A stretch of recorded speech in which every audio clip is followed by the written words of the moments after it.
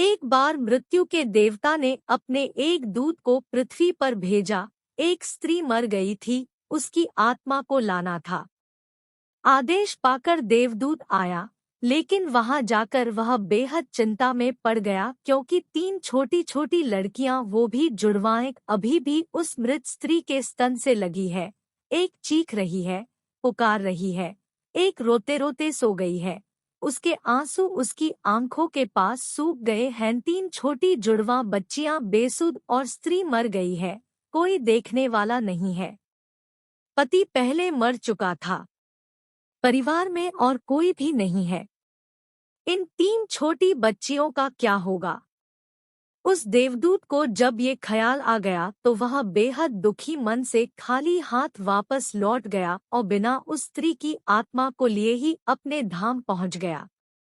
उसने जाकर अपने प्रधान देवता से कहा कि मैं न ला सका उस स्त्री की आत्मा, मुझे क्षमा करें, लेकिन आपको वर्तमान स्थिति का पता ही नहीं है। 3 जुड़वा मासूम बच्चियां हैं, छोटी छोटी, दूध पीती। एक अभी भी मृत मां के स्तन से लगी है, एक रोते रोते सो गई है, दूसरी अभी चीख पुकार रही है। हृदय मेरा ला न सका। क्या यह नहीं हो सकता कि इस स्त्री को कुछ दिन और जीवन दान दे दिए जाए?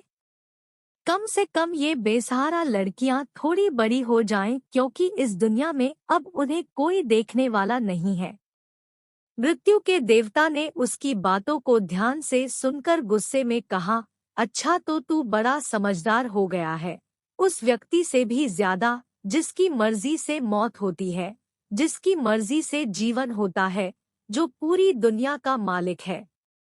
तो तूने अपने जीवन में आज पहला पाप कर दिया है, और इसकी तुझे सजा मिलेगी। और सजा यह है कि तुझे पृथ्वी पर वापस चले जाना पड़ेगा, और जब तक तू 3 बार अपनी मूर्खता पर न हंस ले, तब तक वापस यहाँ न आ सकेगा।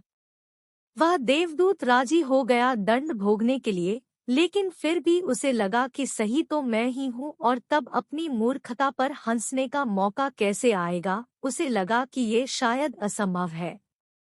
उस देवदूत को वापस पृथ्वी पर फेंक दिया गया। वहीं पास में ही जहां देवदूत बेसुध पड़ा हुआ था, एक मोची सर्दियों के दिन करीब आने के कारण कुछ रुपए लेकर अपने बच्चों के लिए गर्म कपड़े और कंबल खरीदने शहर जा रहा था। उसने राह के किनारे एक नंगे आदमी को ही पड़े हुए ठंड में ठिठुरते देखा। यह नंगा आदमी वही देवदूत है जो पृथ्वी पर फेंक दिया गया था। उस मोची को देवदूत की हालत देखकर दया आ गई, और उसने कुछ सोच विचार कर बजाय अपने बच्चों के लिए कपड़े खरीदने के, उस देवदूत के लिए कंबल और कपड़े खरीद लिए। देवदूत के पास न खाने के लिए कुछ था और न ही रहने का कोई ठिकाना। उस पर तरस खाकर मोची ने कहा कि तुम मेरे साथ मेरे घर चलो, और अगर तुम्हें देखकर मेरी पत्नी नाराज भी हो जाए तो बुरा मत मानना, क्योंकि बच्चों और परिवार के कपड़े खरीदने के पैसे मैंने तुम पर खर्च कर दिए। इसे जानकर पत्नी जरूर नाराज होगी, लेकिन फिर सब कुछ दिनों में ठीक हो जाएगा। उस देवदूत को अपने साथ लेकर मोची घर लौटा, लेकिन न तो मोची को देवदूत की सच्चाई का पता था और न ही उसकी पत्नी को। जैसे ही देवदूत को लेकर मोची घर में पहुंचा, उसकी पत्नी एकदम पागल हो गई। बहुत नाराज हुई, बहुत चीखी चिल्लाई। मोची के घर के माहौल को देखकर देवदूत पहली बार हंसा। उसे हंसने देख अचरज में मोची कहा, हंसते क्यों हो भाई, बात क्या है? देवदूत ने गंभीरता से कहा, मैं जब 3 बार हंस लूंगा तब सब बता दूंगा, लेकिन फिलहाल मुझसे कुछ मत पूछो। दरअसल देवदूत पहली बार इसलिए हंसा क्योंकि उसने देखा कि इस मोची की पत्नी को पता ही नहीं है कि मोची एक देवदूत को अपने घर लाया है, जिसके आते ही घर में हजारों खुशियां अपने आप आ जाएंगी और उनके सारे गम दूर हो जाएंगे। लेकिन आदमी देख ही कितनी दूर तक सकता है। पत्नी तो इतना ही देख पा रही है कि उसने एक कंबल और बच्चों के कपड़े नहीं खरीदे। जो खो गया है वह देख पा रही है, जो मिला है उसका उसे अंदाज ही नहीं है। घर में देवदूत आ गया है, जिसके आते ही हजारों खुशियों के द्वार खुल जाएंगे। इसलिए देवदूत हंसा। बहुत जल्दी ही उसे क्योंकि वह देवदूत था, कुछ दिनों में ही उसने मोची के सब काम सीख लिए और फिर उस देवदूत के बनाए जूते इतने प्रसिद्ध हो गए कि मोची कुछ महीनों के भीतर ही धनवान हो गया। साल होते होते तो उसकी ख्याति सारे प्रदेश में पहुंच गई कि उस जैसा जूते बनाने वाला कोई भी नहीं, क्योंकि वह जूते देवदूत बनाता था जो बेहद खूबसूरत हुआ करते थे। सम्राटों और राजाओं के जूते वहां बनने लगे। मोची के घर धन की बरसात होने लगी।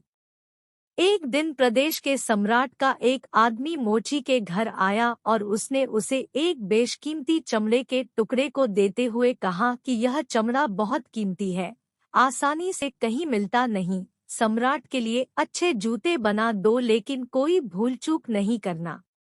जूते ठीक बिल्कुल बेहतरीन बनने हैं, और ध्यान रखना जूते बनाने हैं, चप्पल नहीं। क्योंकि उस दौर में संभवतः रूस में जब कोई आदमी मर जाता है तब उसे चप्पल पहनाकर मरघट तक ले जाता था। मोची ने भी सम्राट के आदमी की पूरी बात को समझकर देवदूत से कहा कि चप्पल मत बना देना, जूते बनाने हैं, स्पष्ट आज्ञा है, और चमड़ा इतना ही है। अगर गड़बड़ हो गई तो हम मुसीबत में फंसेंगे, सम्राट जिंदा नहीं छोड़ेगा।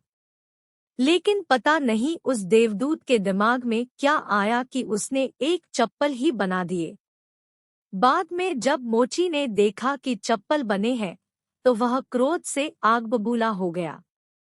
वह डंडा उठाकर उसको मारने के लिए तैयार हो गया कि तू हमारी फांसी लगवा देगा, और तुझे बार बार समझा कर कहा था कि चप्पल बनाने ही नहीं है, फिर चप्पल किस लिए? देवदूत फिर खिलखिला कर हंसा। उसे देखकर मोची हैरान। तभी वही आदमी सम्राट के घर से दोबारा भागता हुआ आया।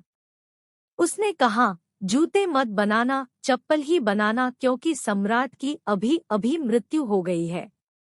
भविष्य अज्ञात है, सिवाय ऊपर वाले के और किसी को ज्ञात नहीं, और नश्वर आदमी तो अतीत के आधार पर निर्णय लेता है। सम्राट जिंदा था तो जूते चाहिए थे, मर गया तो चप्पल चाहिए। उसके बाद तब वह मोची उस देवदूत के पैर पकड़कर माफी मांगने लगा कि मुझे माफ कर दे, मैंने तुझे मारा। देवदूत ने कहा, कोई बात नहीं, मैं अपना दंड भोग रहा हूँ, इसमें तुम्हारी कोई गलती नहीं। लेकिन वह देवदूत आज दोबारा हंसा था। मोची ने फिर पूछा उसके हंसी का कारण। उसने फिर कहा कि जब मैं 3 बार हंस लूं तब बताऊंगा। दरअसल वो देवदूत दोबारा हंसा, सिर्फ इसलिए कि भविष्य किसी को ज्ञात नहीं है, फिर भी लोग असीमित आकांक्षाएं, ईर्ष्या, घृणा, द्वेष रखते हैं, जो कि पूरी तरह व्यर्थ है। फिजूल की लालसा व लोभ करते हैं, जो कि कभी पूरी नहीं होती। हम याचक की तरह मांगते हैं, जो कभी नहीं मिलता, क्योंकि कुछ और ही मिलना तय है। हमसे बिना पूछे हमारी नियति घूम रही है, और हम व्यर्थ ही बीच में शोरगुल मचाते हैं, चिंता करते हैं, परेशान होते हैं। चाहिए चप्पल और हम जूते बनवाते हैं। मरने का जब वक्त करीब आ रहा है तब जिंदगी का हम हंगामेदार आयोजन करते हैं। सिर्फ वर्तमान समय ही हमारा है, लेकिन हम भूत और भविष्य के बारे में दिन रात सोचकर बेमतलब की चिंता में मरे जा रहे हैं। अब उस देवदूत को लगने लगा कि वे बच्चियां, मुझे क्या पता भविष्य उनका क्या होने वाला है। मैं बेमतलब का उनके बीच में आया, क्योंकि होनी तो बहुत पहले से तय है। कुछ दिनों बाद एक तीसरी घटना घटी कि एक दिन 3 लड़कियां उस मोची के यहाँ पहुंची। उन तीनों लड़कियों की शादी हो रही थी, इसलिए वे तीनों अपने लिए जूतों के ऑर्डर देने वहां गई थी। एक बूढ़ी महिला भी उनके साथ आई थी जो बहुत अमीर दिख रही थी। देवदूत उन्हें देखकर पहचान गया।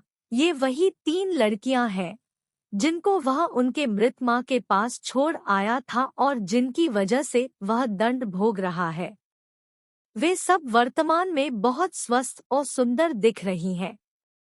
उसने जानना चाहा कि क्या हुआ। उनके साथ यह बूढ़ी औरत कौन है? अब बूढ़ी औरत ने सब कुछ बताना शुरू किया। उसने कहा कि ये तीनों बच्चियां मेरी नहीं हैं। इनके जन्म के दौरान भूख और अभाव के कारण माँ के शरीर में दूध नहीं था और ये 3 बच्चियां जुड़वां। इनकी माँ इन्हें दूध पिलाते पिलाते ही मर गई। जब मैंने इन्हें देखा तो मुझे इन अनाथ बच्चियों पर दया आ गई। मेरे कोई बच्चे नहीं थे, इसलिए मैंने इन तीनों बच्चियों को गोद ले ली। बूढ़ी महिला ने अपनी बात को आगे बढ़ाई और कहा कि अगर आज भगवान की कृपा से इनकी माँ जिंदा रहती तो भी शायद ये तीनों बच्चियां गरीबी, भूख, दीनता और दरिद्रता में बड़ी होती। माँ दुर्भाग्यवश भले ही मर गई हो, फिर भी ये तीनों बच्चियां बहुत बड़े धनवैभव व संपदा में पली और अब मेरे बाद सारी संपदा की ये ही 3 मालकिन है। फिलहाल इन तीनों का एक सम्राट के परिवार में विवाह हो रहा है। देवदूत फिर तीसरी बार हंसा और विस्तार से मोची को उसने पूरी घटना बताई। उसने कहा, भूल मेरी थी। नियति बड़ी है और हम उतना ही देख पाते हैं जितनी समझ है, लेकिन जो कभी नहीं देख पाते, बहुत वृहद विस्तार है उसका। मैं अपनी मूर्खता पर 3 बार हंस लिया हूँ। अब मेरा दंड पूरा हो गया और अब वापस जा रहा हूँ। उसके बाद देवदूत को अपनी गलती का एहसास हुआ और वह वापस अपने धाम लौट गया।